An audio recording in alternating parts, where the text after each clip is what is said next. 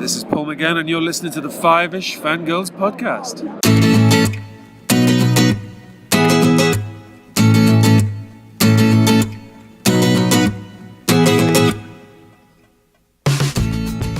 The tangents we continue all the way to episode 177 of the Five-ish Fangirls podcast. And Mother may know best, but maybe not quite this time. Jerry. Welcome everyone to this week's episode of the Five-ish Fangirls podcast. So glad you could join us. So let's start off like we do every week. We're on the virtual table and see who's joined us this week. This is Brittany in Bethlehem. This is Chrissy in Salt Lake City. This is Sally from Wisconsin. And this is Rachel in Indianapolis, Indiana. Hello everyone, we're back. Hello, I Back and being full strength. Yeah. As much as we can be. I hate cold and flu seasons. So. Right? Totally agree. It's tapering off, but then it's allergy season, so yeah. I'm sorry. Yeah. I wish it was like my area got its third nor'easter in 2 weeks yesterday. Yeah. And literally my sorry specific area didn't get hit that bad. It was more like elsewhere. Yeah, more east, but still, it's still annoying. Like, yeah. Stop it! It's March. Yeah. The school I work for is on spring break this week, which is kind of nice because then it means like the campus is pretty empty, so I can work in peace and not have to fight anyone for a parking space. But at the same time, it's like I left yesterday and it was blowing snow, and I texted Chauncey. I said, "Happy spring break! Have some snow." Yeah, last week we had snow. This week it's springtime. Yeah, no, not here. It's snowed again today. It's like, okay, well, if anyone stayed here for spring break, they're going to be thoroughly disappointed because they're getting a break, but not the spring part. Mm-hmm. It's like Elsa's having a temper tantrum outside or something. Yes. And see, people around here like that because they can all go skiing, and I'm like, have fun. Yeah. Not me. I'm like, I'm ready to go get a pedicure and start wearing sandals. Thank you very much. But anyway, so as we dug ourselves out of the snow and the pile of tissues, we are back. The news has piled up a little bit because we were off last week, but it's not too bad. But we do have to start with some 10 o'clock news, unfortunately. Yeah. And actually, I probably should have added that other 10 o'clock news that I don't think we've shared it on our Facebook page or not. The Doctor Who alumni. I know the guys have shared it. But anyway, I'll pull that up while we're talking about the other 10 o'clock news I did bother to write down. Yes. Yeah, if it's the one you've got listed here. Yeah, this one hurt. Yeah. A lot. Yes, this one And did not for the one for me. I'm sure other people watched MASH. Yeah, it depends on what Clearly, generation you it are. exists. So Yeah. if you're of a younger So it's generation, yeah. Dyers, yeah. David Ogden Stiers passed away at age 75, which is not that old. Yeah. Or maybe I don't feel like 75 is really that old anymore. He said he had bladder cancer. And whether you knew him as Major Charles Winchester on MASH, or if you knew him as a voice actor on any number of Disney movies like Codsworth or Jumba and Lilo and Stitch or Pocahontas, he actually played Governor Radcliffe and Governor Radcliffe's little assistant that his name escapes me now, the little squirrely guy. Yeah. Oh, he played both those. Yeah. Anyway, he played both those characters and probably some others that And he was in Hunchback of Notre Dame as, I want to say, the Archbishop. That sounds right. So. Yeah, I'll have to look it up, but because I was like, like not just any Disney movies, like Beauty and the Beast is kind of a big deal. and all that stretch of movies that were the Disney Renaissance, as it were. So I love, and who doesn't love Lilo and Stitch? I mean, come on. Yeah. I know. Yes. He was still acting until like last year. Well, Yeah. he even guest starred on an episode of Leverage, the Lonely Hearts job. Oh, I forgot he was in Dead Zone. Till I pulled up IMDb. Yeah. I know now we're over here, picking up, looking on Wikipedia and IMDb, like all the things, like, oh yeah, he was in that one, and that one, and that one. Yep. Yeah, like Chrissy said, depending on what generation, I was kind of both in the MASH, young enough to remember it before it actually officially ended. I have vague memories of watching it with my parents, but then watching it in the reruns later on through childhood and then in college, where FX would continually run repeats off the air for a little while, and now MASH has kind of got its renaissance back, where yes, you can catch marathons on the weekends now again. Yeah, I remember for me, obviously, it was in reruns, watching it with my dad. Because he wanted to make sure I, like, knew what he grew up with. He was like, okay. And luckily enough, I enjoyed it. And even this weekend, Fremantle had a Disney marathon of cartoons. Hunchback of Notre Dame happened to be one. Lion King, Tarzan. And he was the Archdeacon in Hunchback. And then they did Beauty and the Beast, and I was like, well, we got something else. I'm like, I got the Blu-ray. She's like, I don't remember if I've seen this. I'm like, I think you kind of forgot, but yeah, all three of us went to the movie theater to see it. And she's like, now which one is he again? I'm like, he's the clock. He doesn't quite sound like Winchester until you get to the part where the chocolates and, Yeah, chocolates, flowers, promises you don't intend to keep. Promises you didn't. Yeah. And I think he actually ad-libbed that line. I wouldn't be surprised. He's correct. Flowers, chocolates, but the promises you don't intend to keep part. Yeah. And I, and even, hey, that's funny. I'm sure that was, one of those things, the jokes for the parents, but when I was little, I'm like, and it fit in with Cogsworth's character. Yeah, the negative Nelly. Yep. Yeah, for sure. Yep. But our other piece of 10 o'clock news that I'll have to make sure to remember to add to the show notes is Ken Dodd, who passed away at the age of 90, and us Whovians will know him best playing the Tollmaster in the 7th Doctor story, Delta and the Bannerman.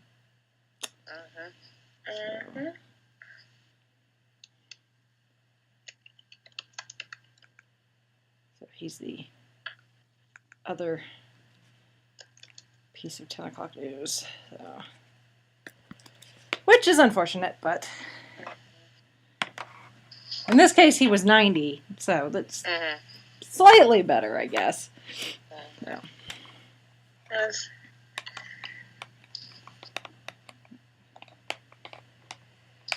Alright. And the older they get, you expect, but still, like, Yeah. aww. Yeah. Alright. Well, let's move on to more happy news. So, happier news, hopefully, with some convention news.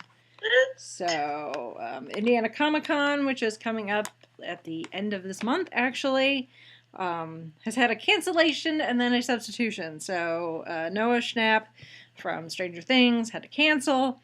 But taking his place, keeping with Stranger Things, is David Harbour is coming instead, which was hilarious considering this announcement came, I think, last week, when we didn't record last week, but the amount of comments after they made that announcement referencing the Super Bowl ad that you did, that David Harbour was in. If you didn't catch it, you need to go find it. Apparently, there's a whole string of them.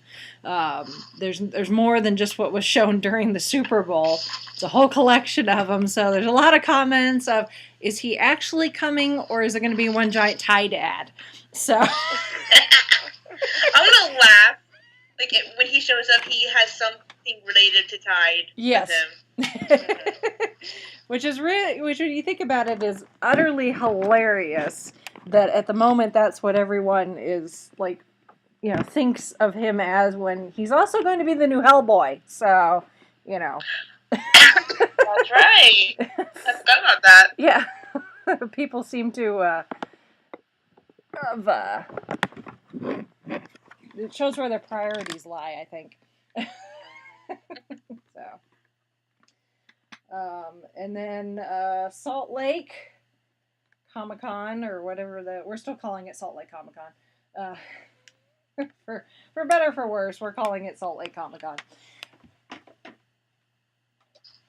When names change, it takes forever for people to figure it out. But anyway, so they have added Evangeline Lilly, which is kind of a big deal, with Ant-Man and the Wasp. They were building that one up as the big Marvel Yes. guest, which I can't say as I blame them. Yeah. That is quite a big get. And then, did you do the? I just barely came back from the baby.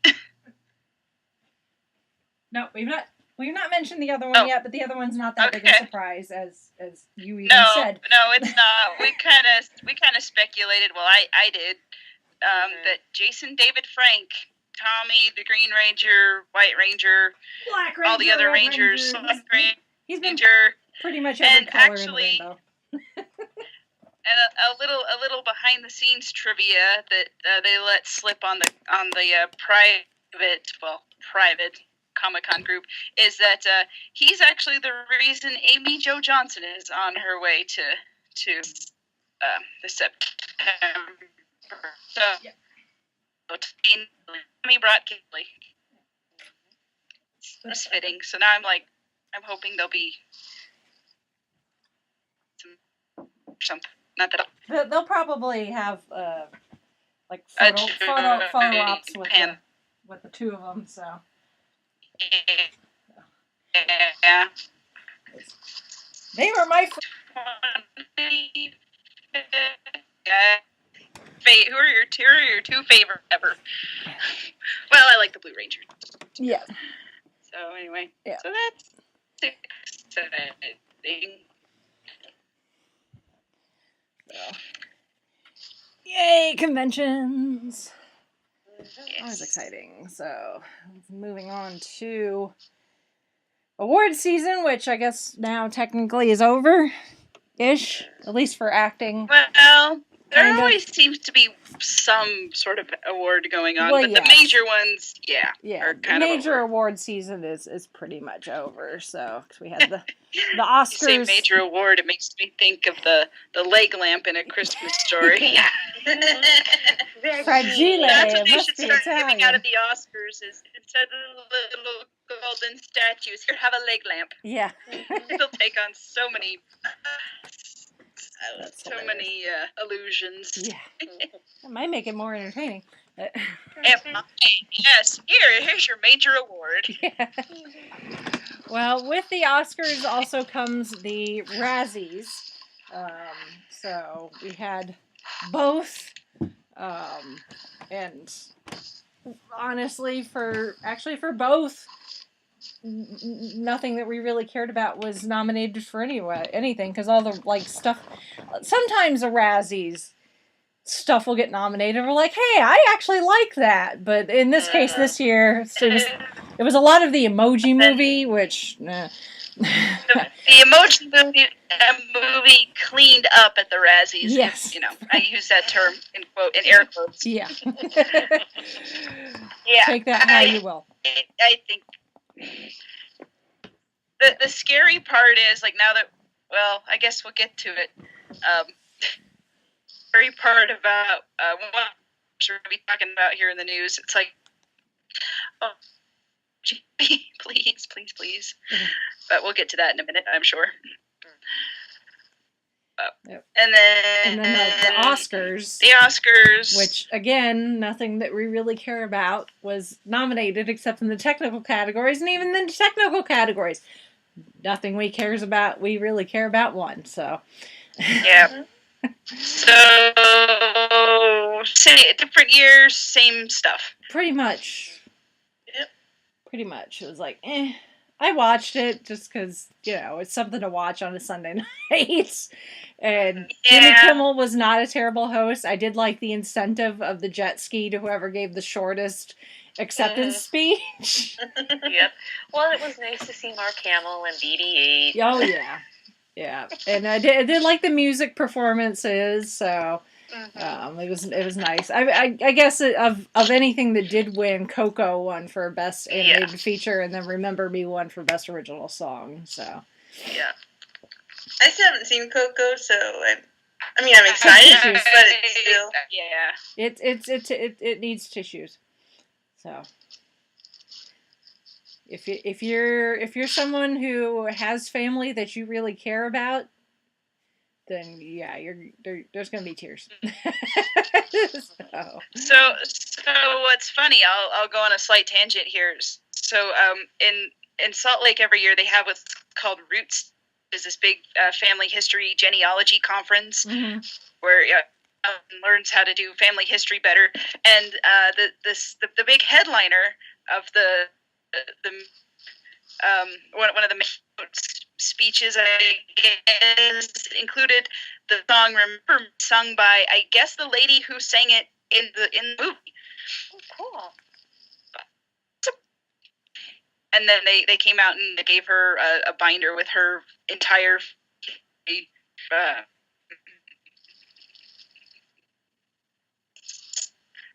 anyway, there's my little sound there.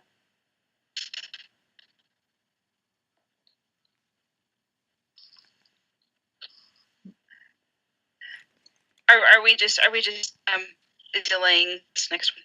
Yeah, I think we might be. So. Torches and pitch.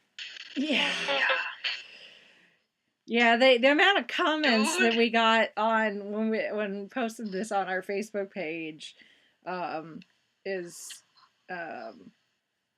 legend. Kind of funny and sad at the same time, I guess. So, but I almost want to say it's not a surprise, just because going into the end of the season, they weren't even sure if it was coming back. But at the same time, it's like, their direct, but at least it was a good to end on. Yeah. But yeah, in the way they wrote it, but yeah, the Librarians has been canceled, to put it bluntly. So Dean Devlin posted on the Librarians Facebook page Thursday evening saying, "Just got the call. TNT has canceled the Librarians." He did say, "I will immediately begin the process of trying to move the show elsewhere,"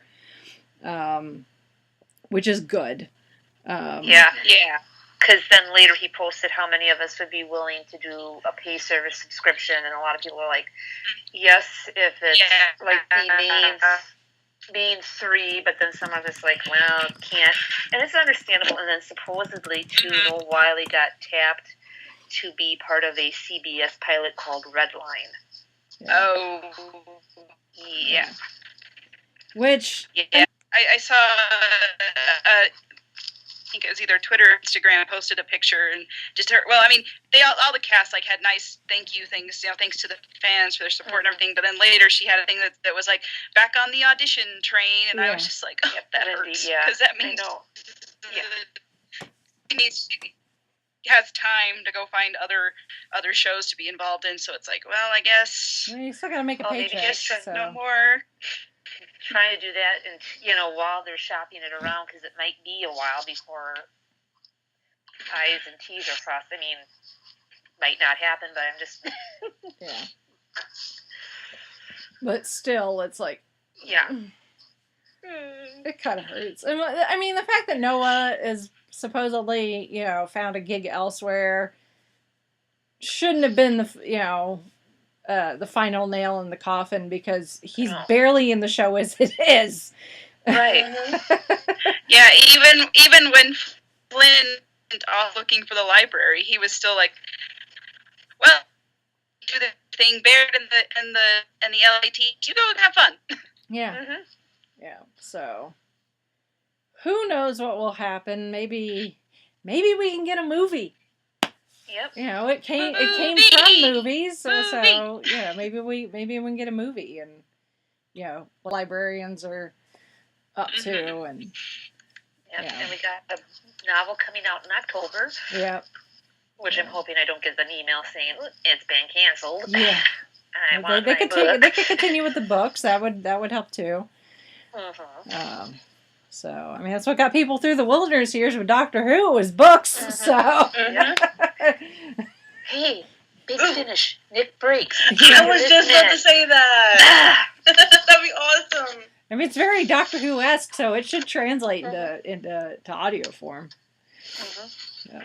I mean, heck, if John Barrowman can sit and record his parts for Torchwood in Florida and still get him to send it off, they can make it work. Exactly. Mm-hmm. Exactly. So, wait and see, I guess. Stay, or Dean. If you're... Hey, Electric Entertainment can start its own little mini audiobook. Yeah. Continue to follow the Facebook page, I guess, and hope for news. Yes. Hope for good news. No. All right. Moving on to Disney-ish. Stuff Disney owns. Cash cows. In this case. Yeah, well, I'll voice my opinion here in a second, but Disney / Star Wars / Lucasfilm, whatever you want to call them, has announced that Jon Favreau is going to executive produce and write a live-action Star Wars series. So this is going to be on Disney's streaming service that we all know is coming eventually. And Jon Favreau has signed on to work on this series, which, Jon Favreau is not, new to writing and directing and that sort of thing. He's the man that brought us Iron Man. He doesn't just play Happy. He's he's a writer and a director. MCU. Yeah, so he knows his way around, big universe type things, being part of the MCU. But at this point, we've got, we've still got Solo, a Star Wars story. We've still got Episode 9, which that's fine. We've got the trilogy that Rian Johnson is supposedly supposed to work on. We've got the trilogy that the guys from Game of Thrones are supposed to be working on, which is completely different. Now we've got this. Not like that stuff hasn't even happened yet. More standalone. Yeah, and this stuff is supposedly planned, and people have signed on, and is supposedly going to happen, but hasn't happened yet. But at this point, I'm kind of Star Wars'd out. And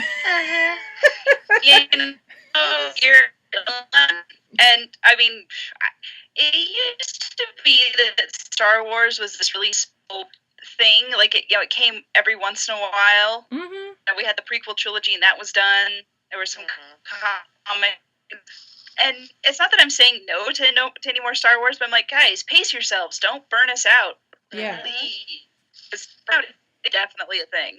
Yeah. I mean, there's a lot of getting burned. I don't want to sound like a computer or anything like let's a page. That's I all know I'm saying. Pace yourself, and then quality over quantity. Yeah. Yes. It's like, Yes. Oh my gosh. it's like you Not that I haven't been too disappointed so far, but still. yeah. And like you kind of compare it to the MCU where, it's just as big of an intellectual property. So you've got just as, all, it's size-wise, you've got so much stuff you can tap into as far as characters and content, potential storylines and that sort of thing. But it's like, if you just look at the way the two have been handled, and it's just, the MCU is big as far as what we've got. We've got almost 20 movies. We've got, multiple TV series on both TV and on Netflix. But it's just been handled, there's a large quantity, but it's not been, here's this dump truck of stuff, and they're like, oh, we've got Robert Downey Jr. signed on for 15 more movies, that sort of thing. Or it's like, we've got this person who's going to do 3 more MCU, is going to direct and write these 20 more MCU movies like they're doing Star Wars. We're like, hey, we're going to do 3 more movies that have nothing to do with anything else. And we're going to do 3 more movies that have nothing to do with anything else. It's like, and here's the other thing, back to quality. Yeah. It's not. I saw this post here today. I saw this article that said, something in the book explain, Rey and Kylo Ren's connection to the Force, like something nice to have in the Star Wars movie series, not a book series. This is where you give out key plot points. Everyone's read the book, so that road of that throw the Star Wars logo on it and expect people to show up. Not if you keep giving us that. Yeah. Well, and two, I'm thinking why they might have said that is just like last Tuesday they released the novelization of Star Wars: The Lost Jedi with additional quote unquote scenes and stuff. I have it and I've made it through, and there's a prologue with Luke that we don't see in the movie, and it was rather interesting. Put it that way. Yeah. I'll tell you that off mic. Yeah. I've seen, there was one scene I did see with Phasma and Finn. I'm like, man, if you look at him, Finn a better character and Phasma a better character, I would have liked that. Yeah. Like, you can give us longer movies. We'll sit through them. Yes. Don't worry. What you're doing. Yeah. Although, what should have for the last night, I'm like, everything they suggested, I'm like, that would, like, everybody's saying the same thing. Just put that in there, and it's fine. Like, you can make a humor, an parody humor YouTube channel do your job for you. Yeah. Anyway, so more Star Wars. Yeah. I don't know. I'm really skeptical at this point. It's. But I guess if Jon Favreau's at the helm, then yeah. okay. I mean, as far as people being at the helm of it, that's a good choice. But yes, yeah. It's just how many of these are you going to give us? Yeah. And to what purpose? Yeah. I don't know. We'll see. We'll just have to wait and see. That's a good way to sum it up. Yeah. I'm just, it's Disney. Disney's gonna do what they do. I totally get that, but it's like you can run the cash cow dry. You really can. Yeah.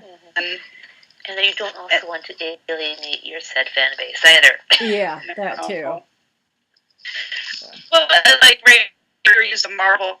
You're comparing it to Marvel. I mean, Marvel's been at this for 10 years, and I am just now starting to think that, maybe I'm a little bit tired, but not really.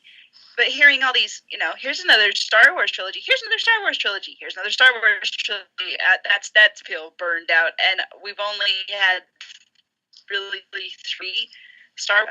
3 new movies. Iteration. Yeah. Yeah. So, and Marvel's had over 20 now? Or are they pushing 20? We're pushing 20. Yeah. So, compare the two in the approach of what you're doing, and one of these is doing this just a smidgen better than the other. Yep. Yep. Anyway, moving on to some Doctor Who news. And this is, we'll put the caveat that obviously we'll put this in the show notes, but just know that if you read the article, apparently it contains minor plot spoilers for the upcoming season. So I've not read it, so I don't know what the spoilers are.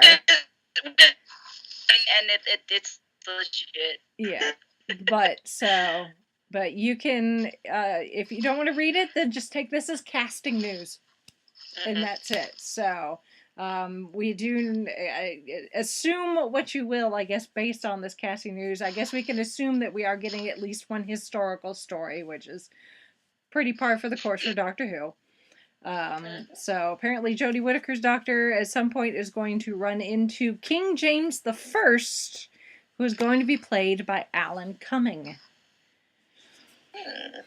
So, trying to think what he would have been in. I know he was in a couple of Spy Kids movies. He's always kind of that, he's one of those actors that you go, hey, it's that guy when you see him. Well, I know. Like an X-Men, some X-Men movies? Yes. Yes, he was Nightcrawler. He's Nightcrawler in the X-Men movies, and then he was also, if you're a James Bond fan, he was Boris in GoldenEye. So.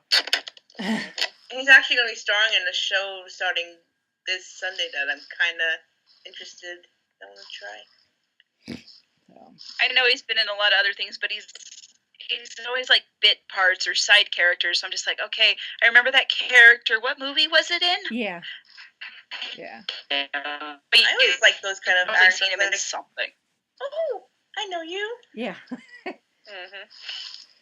So that'll be fun. Yeah.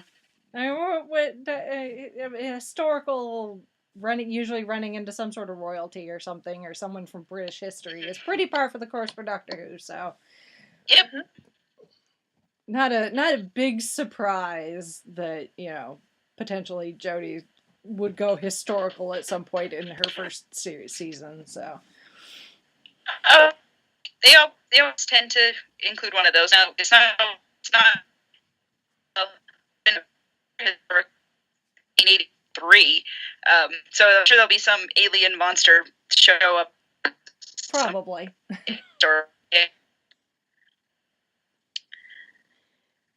Something anyway, so that's exciting. Yeah. Doctor Who casting news means Doctor Who is coming back. Yeah. Which we knew. Just excited that news. Yeah. All right, so we got some trailers, as we were talking before we started recording, that pretty much any event that's going to have a large quantity of people in front of their TV watching live television, like, as we were saying, does not happen very often these days, except for things like the Super Bowl and the Oscars, and I don't know what else, but the Olympics, I guess. Anytime you've got a number of people in front of the TV, a captive audience, they like to release trailers. Or sometimes they just drop them, whenever. So we've got 1, 2, 3, 4 trailers. So, first one being Christopher Robin. I'm so excited for this one. Which is I'm going essentially to live action Winnie the Pooh with Ewan McGregor. So I am excited. I can't wait. Yeah. I know people are to Ted. I never saw that movie because I had no desire to. Yeah. But I'm looking at the trailer. I'm like, this is more like Peter Pan and to come back to Neverland and everything. I'm like, that's what this is. This is this is and the fact to voice Winnie the Pooh, I'm just like, that's hard. That's my child. Give me, and I need all the tissues, and I'm gonna love this. This is gonna be awesome. Yeah. And I get Ewan McGregor is my favorite. So Yeah, same. And it's still the same voice of Winnie the Pooh. Yes, I was like, when I was listening to they didn't get like some celebrity or someone to voice it. It's like, it's Winnie the Pooh. It's Jim Cummings. That is Jim Cummings. Yes. Like, that is the voice of Winnie the Pooh. It's like, we're good there. Everything else is just cherry on the sundae. It's like, it's Jim Cummings, so we're good. I don't know if like I've been paying attention or not. But like, I was looking at the cast, like, whoa, it's a huge cast. Yeah, because Ewan McGregor, and then I don't know who else. Haley is in Atwell. it. Yeah, Haley Atwell's in it. So Peter Capaldi, Mark Gatiss. I was like, wait, that's when the trailer. The trailer. I was like, Mark Gatiss is in this. Wait, what does Peter Capaldi play in this? Does it say? Rabbit. He's Rabbit. He's playing Rabbit. Who else would it be? Honestly. I love it. I know. I'm like, okay, either I'm like, is it going to be a cranky businessman or is he? Okay, guys, I'm like way happy about this. I'm gonna have to add that to the list now. That's going on the watch list on the movie schedule for the year. It's actually a shocking date that it comes out. Like, I would expect it like a Thanksgiving or a Christmas date. It actually comes out in August. Which, I don't know, but it seems weird to me, that's all. Yeah, like a it seems like it should be more of a Thanksgiving Christmas movie. Yeah.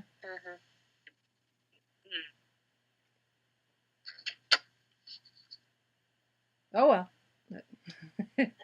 And then next from Disney is we got the trailer for Ralph Breaks the Internet. This is the one I was referring to when I said, please don't be the Emoji Movie all over again, which I don't think it will. Just it looks like they have enough good humor and jokes in this. Yeah. There's always that concern. Yeah, I love when Vanellope, convinces him to go, and they're like walking through, and like they got like these little like avatars or whatever. They're like essentially clickbait, and Ralph's like, oh. Yes.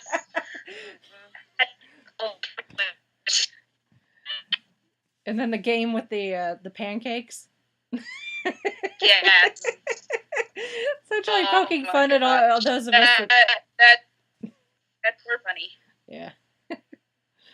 So it should be funny. The first Wreck-It Ralph was pretty well received. So I liked it. I watched it. Yeah. An insane amount of times, actually. Yeah. So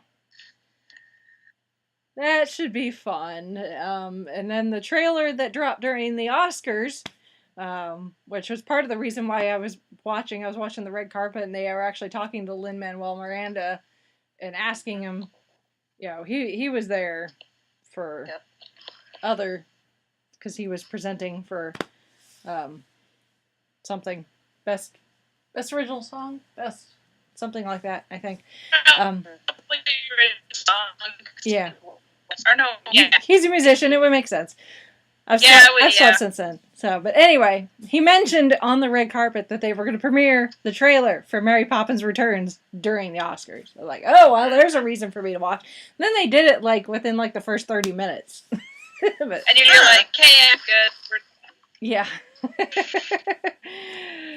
I still watch the rest of it, but anyway. But yes, we have our first look at Mary Poppins Returns with Lin-Manuel Miranda and the kids, and there's a kite, and there's Mary Poppins. There's no music yet, so I'm sure that will come with probably the next trailer.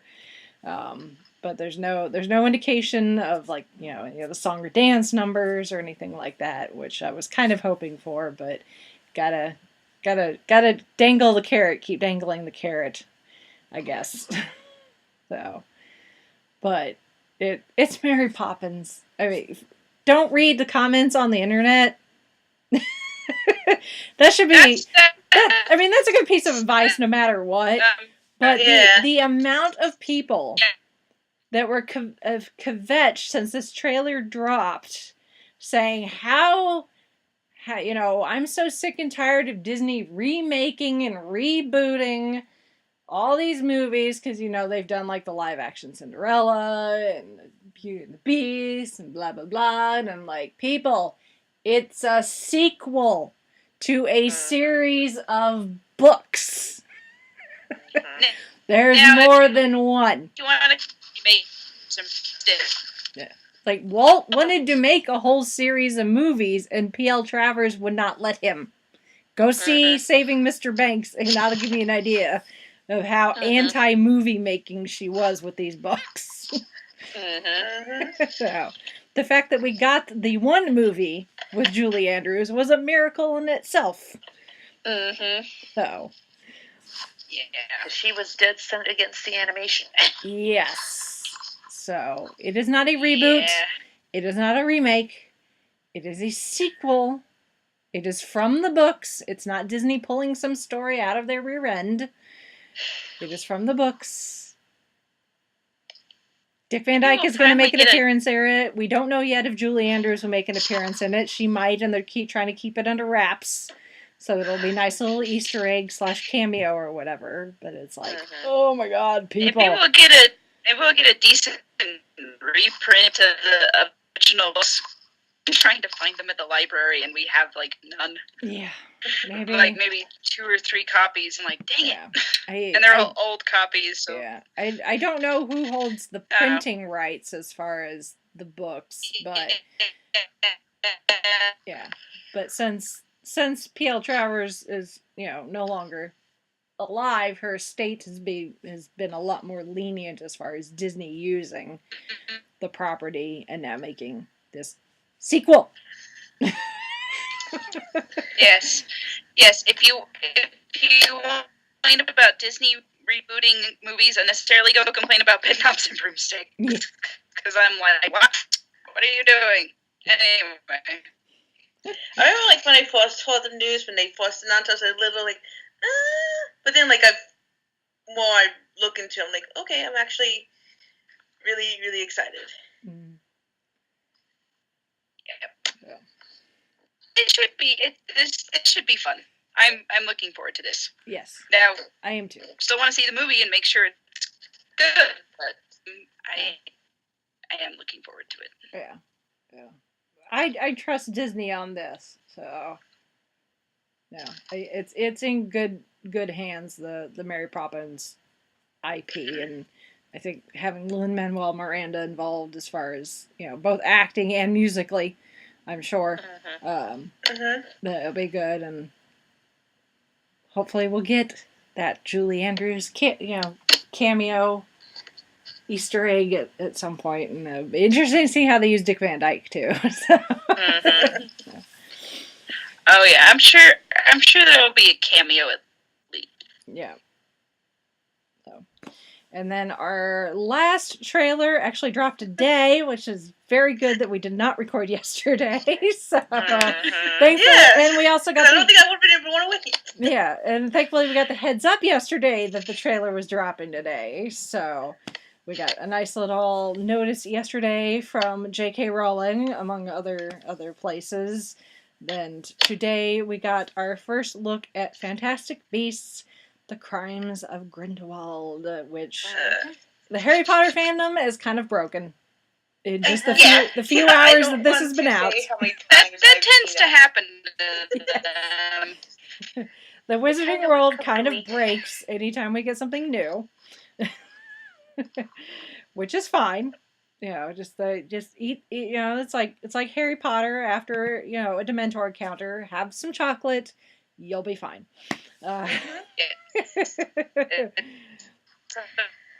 Take a deep breath. You'll be okay. You knew this was coming. Yes. Yep. So, and all of us are wishing for a time turner to turn it to November. Yeah. Yes. Right. Indeed. A little bit. So, but yeah. I mean, you watch it and it opens in Scotland over the rolling hills, and you see Hogwarts. It's like, oh yes. You know, anytime it opens with a shot of Hogwarts, anytime Hogwarts is involved, you're in for a good time. Yeah, these guys know where their bread is buttered. Oh yes, absolutely. It's like, oh yeah, Hogwarts. Thank you very much. So, I mean, it's a 2 minutes and some change long. So.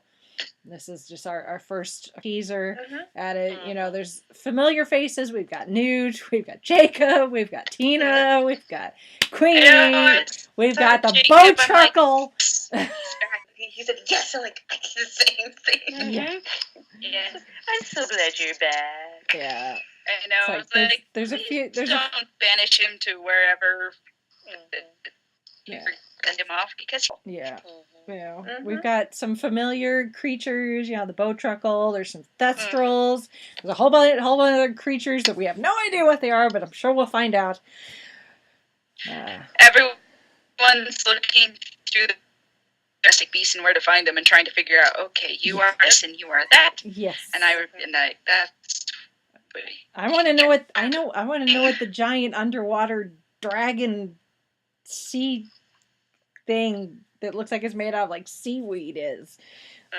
That looks pretty awesome. So, and then we have our first look at actual video, I guess. We've had pictures, but our first moving pictures. And it's just based on the few seconds that we get him in the trailer. Yeah, sure. Why not? It's interesting to see him in a 3-piece suit. Well, yeah. I guess just the vest and slacks, because I think of Dumbledore and I'm like, wizard, robes. Yeah. I don't know. Yeah. Maybe that's just in his younger, more rebellious days, I suppose. Well, at that point, he was not. At that point, he's a professor. He's the professor, the Defense Against the Dark Arts professor. He's not headmaster yet. So there's obviously there's a lot of it creates a lot of questions, and there's a lot of videos out there, people breaking it down and that sort of thing. I will post in the show notes a link to Tessa Netting's reaction / analysis. I can't speak. Analysis. I wanted to say analyzed.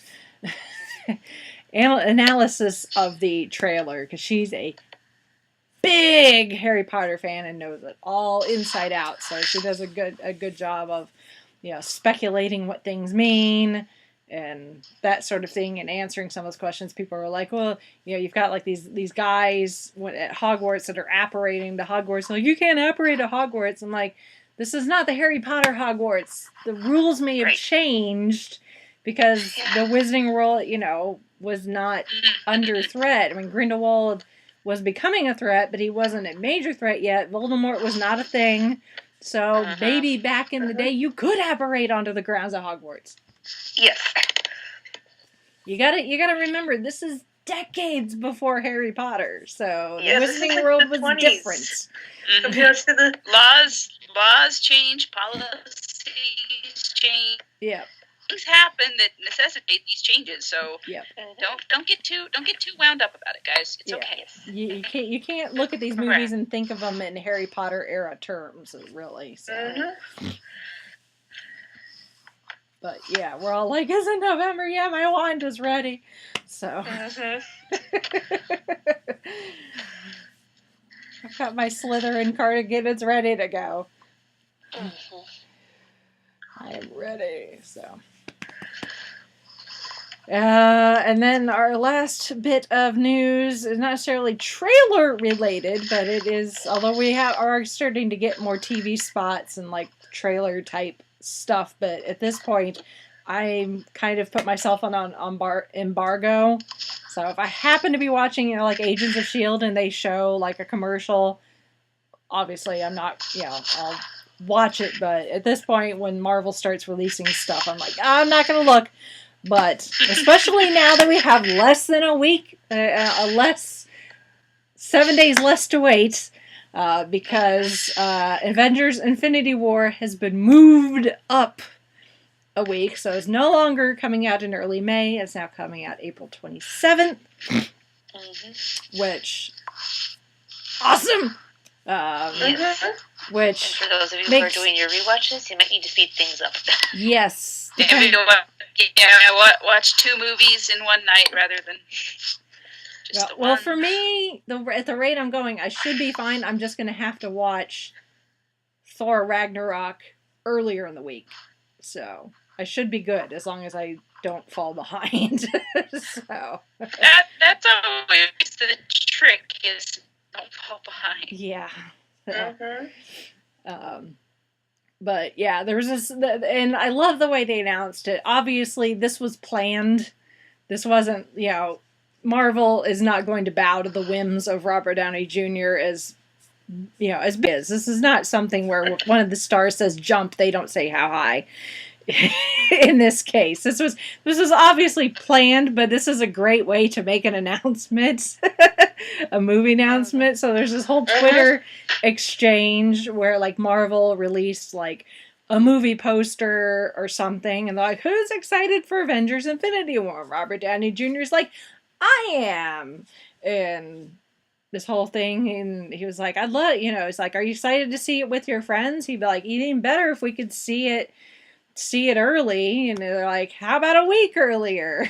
And they're like, "Okay." So really it comes down to, one, it gets an extra week in the box office to make a buttload of money, which it probably will be, considering Black Panther has already reached $1 billion worldwide. So in the slightly over, not even a month. So, one, it gets them another week in the box office without any real competition, although, as much as people speculated, I don't think Deadpool 2 is going to be that big of competition. So, you know, Deadpool may take first in the box office by the, you know, in its opening weekend, but I don't think it's still going to quite make the money that Infinity War is going to, even though the first Deadpool is like one of the highest grossing R-rated movies ever. But anyway. But also, I guess apparently the release schedule was that the rest of the world was getting it a week before the United States. So... I feel like, you know, the UK, they get it.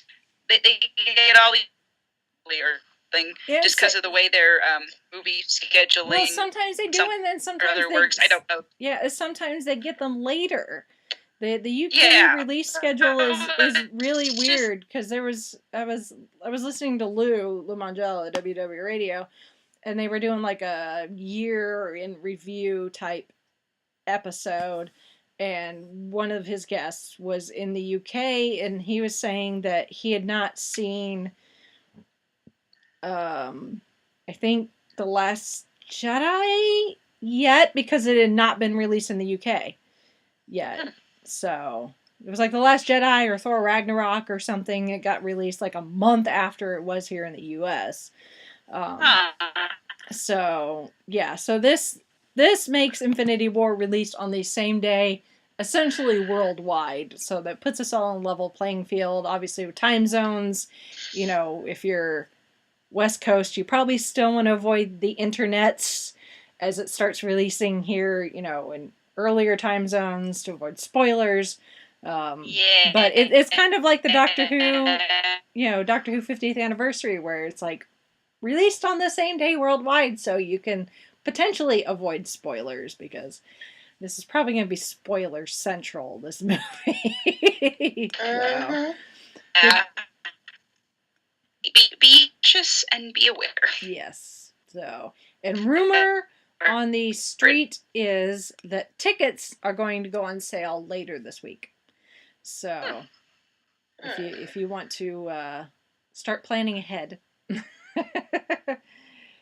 have your credit card at the ready on Fandango or whatever your ticket merchandiser of choice is. But yeah, supposedly like this Friday or this weekend, Infinity War tickets are going to go on sale. So, but now we don't have to wait as long because now it's coming out next month. So, I know. I was thinking of like it's moved just a week, but it sounds cool saying, "Oh, it's next month, not in May." Mm-hmm. It's like I'm excited and scared at the same time. Yeah. Mm-hmm. How's that? Well, he'll probably survive. Yeah. Because he's got another movie. Yeah. No. Anyway. We'll talk more Marvel as it gets closer. So I don't. Our listeners should not be surprised if like the month of April, Marvel month. Yep. This has been building for quite a while, so 10 years. You know. So instead of March Marvel Madness, we're going to have April Avengers. Yeah, something like that. We'll think about it. We'll think about it. We'll come up with some funny name, fancy name. So, anyway, but that's it for new feedback from Shalane. So, and she was commenting on our last episode where we were talking animated musicals. We had Kevin on.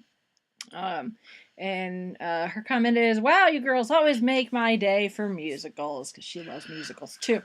And it said, "Here are my top favorite Disney and non-Disney musicals." She said, "I'm going to put them together," which is totally fine. So, and she gives us her top 20 essentially, which includes Mulan, Aladdin, Moana, Tangled, The Little Mermaid, The Princess and the Frog, Beauty and the Beast, Frozen, Anastasia, Quest for Camelot, Swan Princess, Hercules, Tarzan, Hunchback of Notre Dame, The Lion King, Prince of Egypt, The Road to El Dorado, which I just watched, A Goofy Movie, Shrek, and Cats Don't Dance. So that's how far it goes. I have more, but I'm more...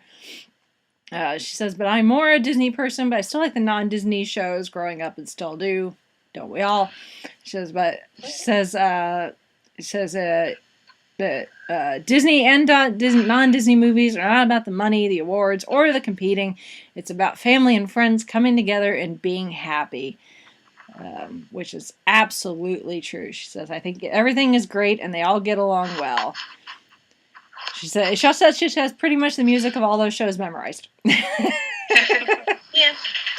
You know, and when we were kids growing up, she could memorize Disney movies, everything, like she'd recite it for you. And she hadn't seen it recently, so yeah, she definitely do that to this. So Which don't we all? And because I'd send in feedback because I had missed that episode, and after I sent it in, I forgot that A Goofy Movie was another one of my favorites. So I'm glad you mentioned it. Yeah. That's a good one, and I'm like I read the feedback. So I was like, "Oh, the Goofy Movie." I mean, I haven't seen that one in a while. That's not one of those. I go on YouTube and listen to the music, but it's one of those that you don't think about until you think of it, and you're like, "Oh yeah," because it's not. And you remember and over and over and over again and loving it. Mm-hmm. So anyway, so thanks for the feedback, Yep. And I do have one, well, I guess it's sort of housekeeping / announcement / convention, I guess. Well, I did to announce this, but now I do. So, having it at Salt Lake Comic. He and two other of his other friends, Gamma Martinez, and I can't remember the other one, told me and I forgot But yeah, they're going to be joining up to have a table there, and I'm sure I'll announce it more as it gets closer. Cool. Watch our space. Yes. Stuff on the Facebooks. So, Yeah. watch this space. By space, I mean Facebook, not MySpace. Facebook. Nobody. Not MySpace. I was saying not MySpace. Something we were. MySpace. Yeah. Oh, the stories. So. All right. Moving on to this week's topic, which is the return of the second half of the final season of Once Upon a Time. Man, that is a mouthful. So we are 2 episodes into the second half of the season, so we've got a handful of episodes left. So, which the, I guess, second half season premiere kind of came in with a bang ish. So Ish. it came in with a death, 2 deaths Yeah. actually. So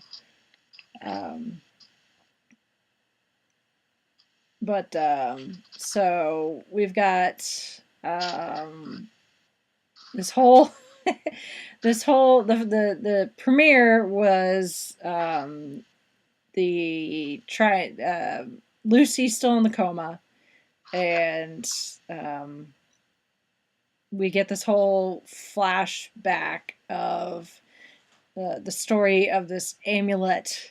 It's supposed to be this resurrection amulet, and we get to see Zelena with Robin, and there's Robin's angsty teen, Yep. as they want to do. So and Zelena's got her hands full with an angsty teenager. But apparently Robin has gotten tied up with Gothel, and Gothel almost almost kills Robin with this resurrection, because the amulet requires a life essentially to be activated. Then you can use it, so it's a life for a life. Because magic always comes with a price, dearie. Yes. So in this case, a life for a life. I swear, the family battle of the whole show. Yeah, pretty much. Haven't we doing this? It's the show's Once Upon a Time, which you don't see in really tiny fine print at the bottom is the subtitle "Magic always comes with a price." Yes. Yeah, that just needs to always be the tagline on all the posters, all the DVDs, all the promotional stuff. 'Cause, dude, really. Yeah. And this is the second time we've had a life for a life thing involved. Yeah. With season 3 with Zelena, and when Rumpel sacrificed himself, Neil wanted to bring his father back.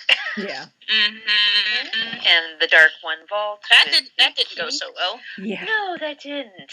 Yeah. I do have to say, as a Disney fan and a fan of the Disney parks, when Zelena and Hook, or she calls him Nook, New Hook. Yes, Nook. New Hook. I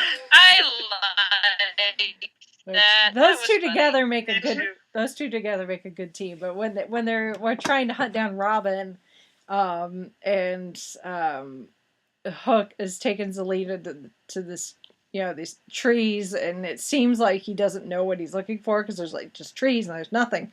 But eventually he finds a hidden door, and the place is called Memento Mori, and inside is Madame Leota in the crystal ball from the Haunted Mansion, and she's quoting lines from the Haunted Mansion attraction. I can't be the only one who noticed that. Oh my god, I was laughing so hard. I'm like, this is the best Disney Easter egg that I think they've done in I don't know how long. So, she's doing like the, creepies and crawlies wherever you dwell, give us it. But then, the Selena and Hook come in, and the door disappears, and Robin's like, I want to stay, and they're like, fine, we'll leave, and Madame Leota is like, if you notice, this place has no windows and no doors. He offers you this chilling challenge to find a way out. I'm like, oh, this is the best thing ever. Yeah. Oh my goodness.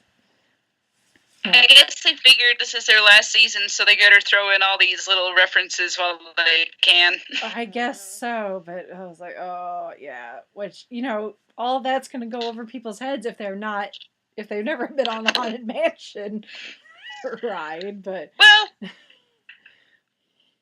even if they haven't, I mean, it's still an interesting visual and an interesting character. Yes. So they still don't lose anything from it. It's just they won't quite get everything. Yeah. Get Yeah. Well, and the fact that they brought searching to the Wikipedia to find out more. Yeah.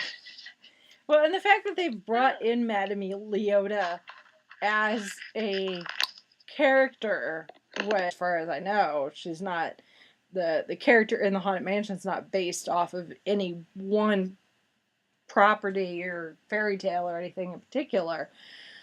And in theory, we may see her again before the end of the season, because there's this whole subplot of that Gothel is trying to put together a new coven of witches, but there's a serial killer in Hyperion Heights that's killing witches. Right. Oh, and Gothel with Robin back in the Enchanted Forest or whatever was trying to use Robin to get Madame Leota back into her actual body, because I guess she's stuck kind of in between of the living world and the big dead, fully dead. So theory could be it's Leota that's doing the killing of the coven, or it could be somebody else entirely. I have no idea, and because I've heard a few fan theories that it could be Facilier, it could be Jack, Lucy's quote-unquote dad in this verse, and not Henry. Yeah. So we're going to have to see how it goes. Yeah, I'm not entirely sure, and supposedly Adam and Eddie have said that the clues for who the killer is have already been shown to us, and we'll find out sooner rather than later. Okay, I've watched each episode a couple of times, and it must be a blink and you miss, because I haven't been catching the clues. Yeah. Maybe, unless the clues are from before the break. So that could be too, or unless that's true. Unless this is another body swallow, and we have somebody who is investigating and actually doing the killing. Yeah. But yeah, or so they're the clues really, really well. Yeah. Yep. So we've got this little subplot with the witches and the witches being killed off, and then we've got Lucy, who's now out of the coma because what do we want to call her? Do we want to call her Lady Tremaine? Do we want to call her Rapunzel? Do we want to call her I call her Shirt Lips. that. Lucy's grandmother, I guess. Cinderella's stepmother, whatever call her, whatever her name. What was her name in Hyperion Heights? Victoria? Victoria. Okay, Victoria. So Victoria ends up sacrificing herself because Gothel wants to use the resurrection amulet on Ivy, because she and Ivy don't get along, so I guess she just assumed that Victoria wouldn't mind seeing her least favorite daughter die or something, which is stupid. I'm like, just because they don't get along doesn't mean she's willing to sacrifice her kid. You know, as much as she talks about how much she loves Anastasia, you know. This is not Cora we're talking about. Yeah. Yeah. She does have some mothering, you know, genes in there somewhere, so. Unlike Cora. So Victoria ends up sacrificing herself, but that in turn allows Lucy to wake up from the coma, which is convenient so that the blood or whatever that Henry donated and everyone else donated doesn't matter. even though the minutes that the nurse or doctor was talking to Jacinda and Jack, essentially saying, you know, we need to test family members to, I don't know how that would help the kids in a coma. I don't know what kind you're not donating a kidney. Yeah, right. It's like once upon a time medical logic, I guess. I don't know. Yeah, the same doctor who, you know, sees coma patients can also deliver babies in Storybrooke, so you know. Yeah. Whatever medical school is when Jacinda comes to check, the doctor's getting a bottle of refreshment from the thing. She's like, yeah, I know this is going to kill me. I went back to foreshadowing. I'm just like, ooh, yeah, lady, what you don't know. And then we get a nice little MCU nod from Henry. Yeah. Doctor Strange gets name dropped. But it's like the minute that Henry's like, well, test me too. He's like, I know the odds are 1 in a bajillion that a non-family member would be able to help, but I figure, why not? I'm like, oh, we can see where this is going. Yeah. Yeah.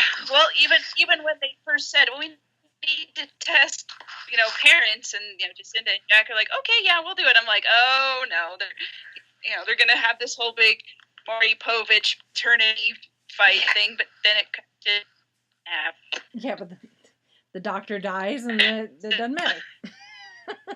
Yeah, and the papers with the DNA results happen to go bye-bye. Yeah.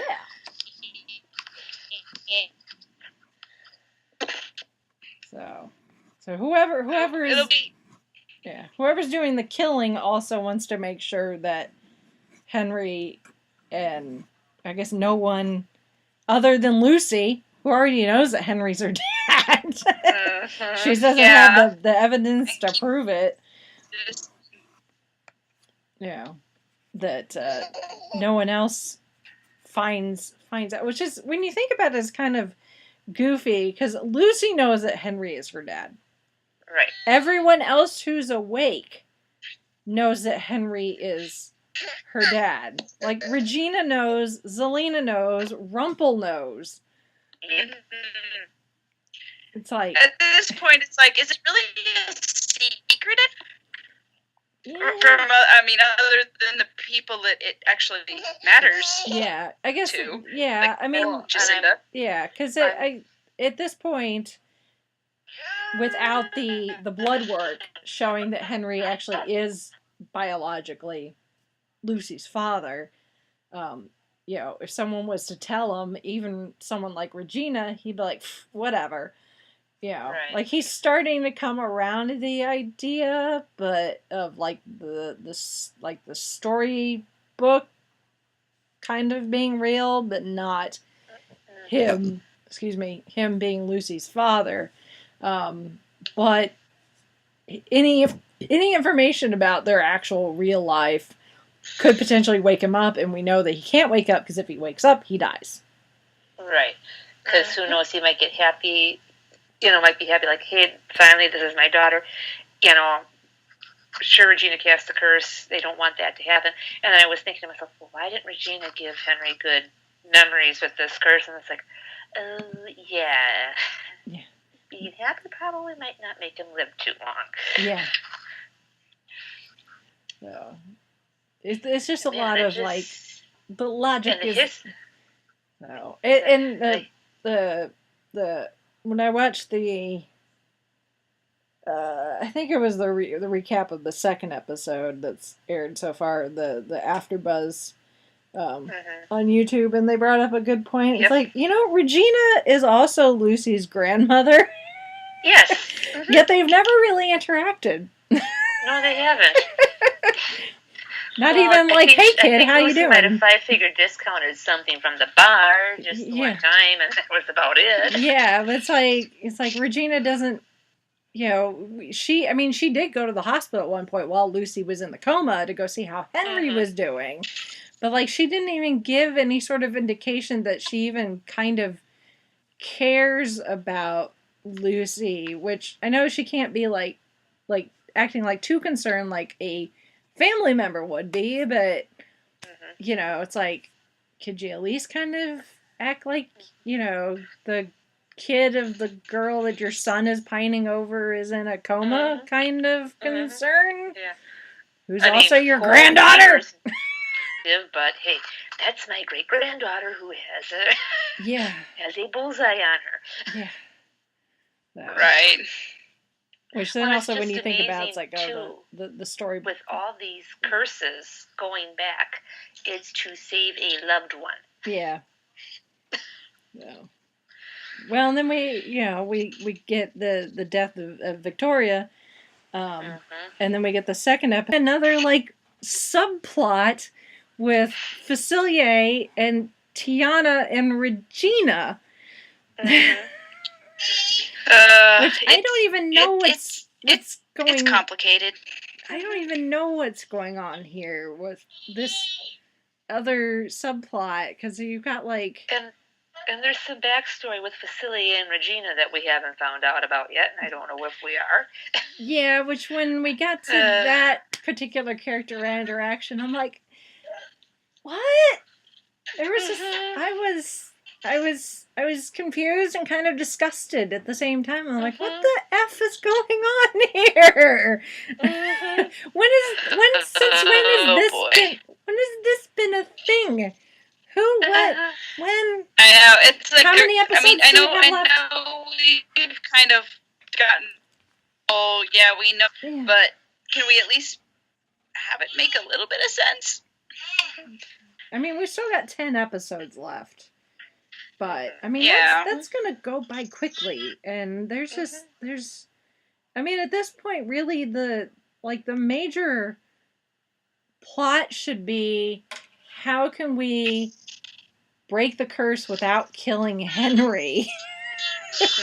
So that everyone can wake up and Henry and Jacinda, / Cinderella and Lucy can be a happy family again. And there's still the issue of, I would say Hook and Alice could be reunited, but that even breaking this curse would not fix the curse that's on the two of them, where they can't essentially be near each other. So they kind of have to fix that one too. I still don't know when that happened. When the whole, poison heart thing happened. It's like, it just sort of, oh, it's there, just trust us. Yeah. Hold on. Yeah, I don't. It's one of those that's like, are you gonna wrap all this up by the end? Which they should be able to, hopefully, because they have not actually finished filming the series yet. So I don't remember if it was Adam or Eddie that posted on Instagram. I think I reposted on our Instagram that he just finished writing the script, like in the last week or so, for the series finale. So they're still in production, as far as the series is concerned. So, it wasn't like all the scripts were written, but at the same time, it's like 10 episodes is not a lot with all these little loose threads that need to be cleaned up. I mean, there's some that they could probably leave and we could just be like, whatever, especially when it's, like a B or C plot type thing. But, the fact that they're like interweaving these subplots into the bigger plot, it's like, what are you doing? I don't understand. So.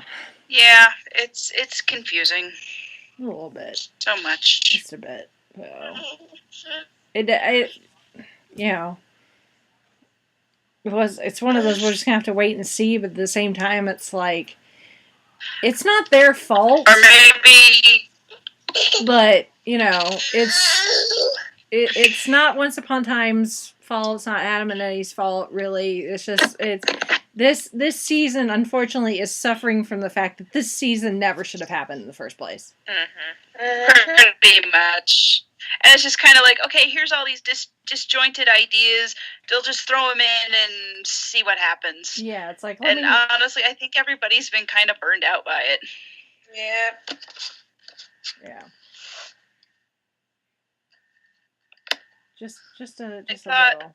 So, I mean, like I've said several times, you know, I'm not someone that goes out and like does stuff on Friday night, so, you know, I'm not hurting any, you know, feeling like I'm stuck inside glued to the TV or anything. But at the same time, it's like, you know, it's just, yeah. I don't know. Yeah, I don't know like, the best. I don't know how to vocalize what I'm feeling. It's like I love this show, and you know I love what it did as far as, you know, bringing something unique to the TV.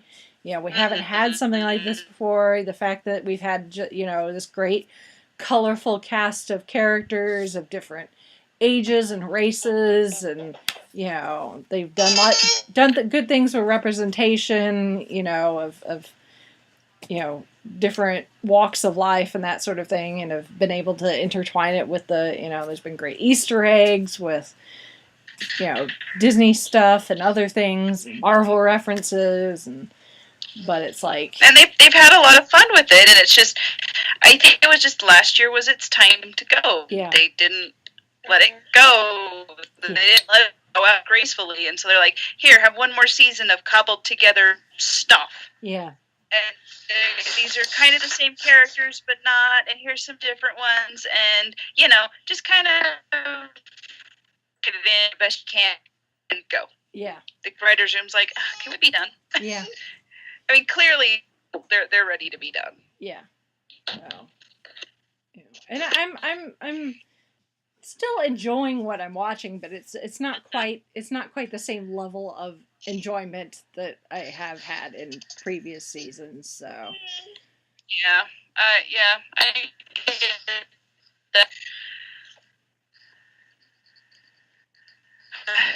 it just happens, you know, shows you have that you really like, and they just keep going and going, and eventually you're like, it should just be over. They won't let it just be over. Yeah. Yeah. So. Even Alex thinks so. Yeah. He's like, this show's been around longer and I've been alive and I'm still over it. Yeah. No, he wants to grab my microphone, and I'm like, no, you can't. He wants to voice his opinion. Yes, he does. There he goes to do it. Sorry. Let me say my piece, Mommy. Anyway. Won't go to anybody else, right? Don't why. Anyway, so I mean, at this point, I don't know what else to say other than it's on. Watch it if you're so inclined to see how it goes out, whether it goes out in a blaze of glory or a little whimper. Yeah, I mean, at this point, we're not even like, watch it to keep the ratings up. We're like, it's been canceled. We don't care. Yeah. At this point, we're just watching to see how they finish it. How are they gonna pull this all together? Because it's all so disjointed. And like, I hope you guys didn't leave anything hanging for another season, because there's nothing else. Yeah. Anyway, I guess we'll find out. Yeah. And it's like I said, I for my part, really,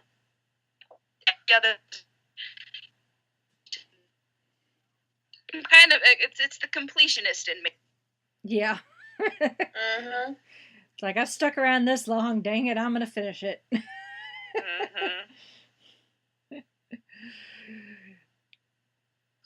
I understand that, so. But anyway.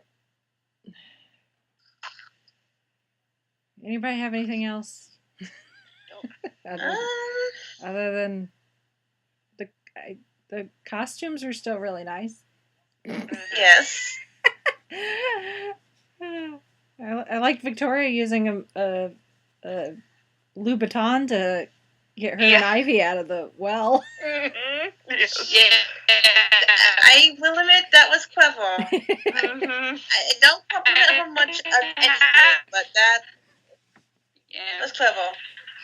Like, yeah, sure, you know, if you're stuck in a pit with no hope of escape, yeah, sure, use a shoe that's worth probably $1,000 to Guyver yourself out of a get yourself out.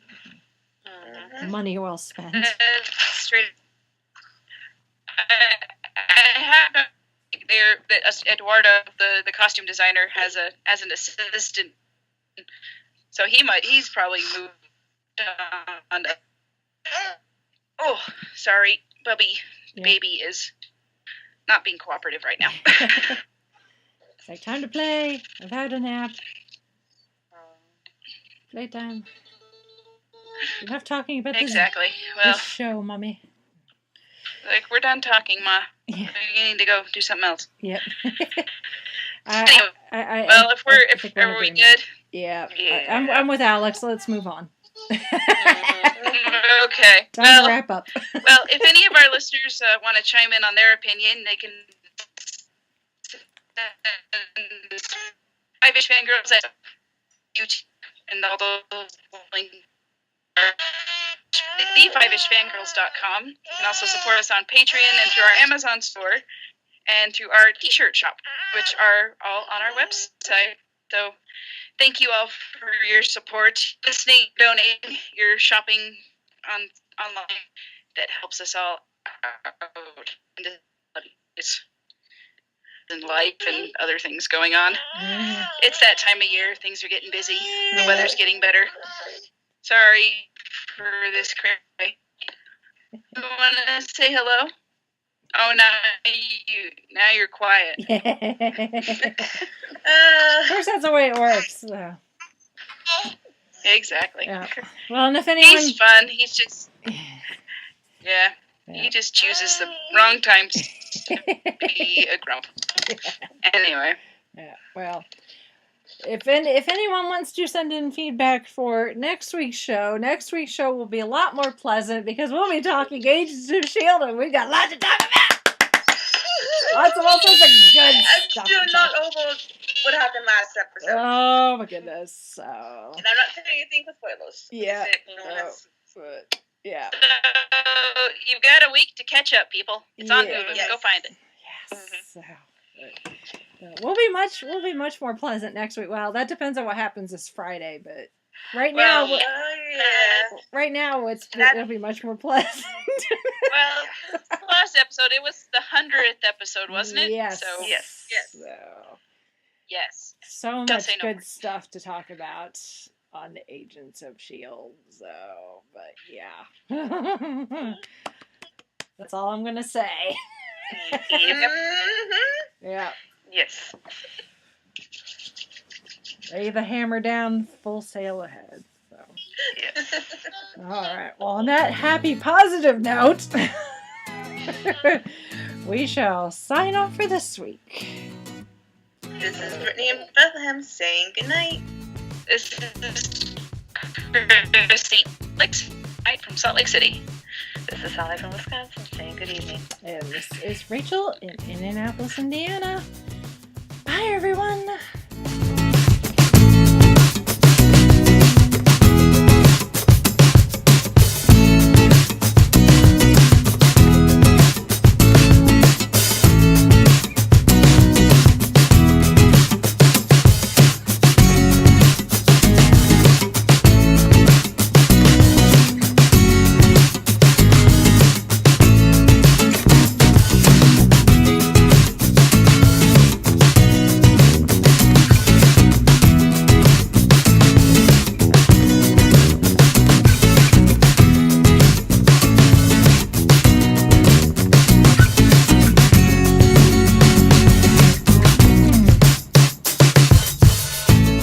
You have been listening to the Five-ish Fangirls podcast, Any and all movies, books, games, and other forms of media mentioned are owned and operated by the respective copyright holders.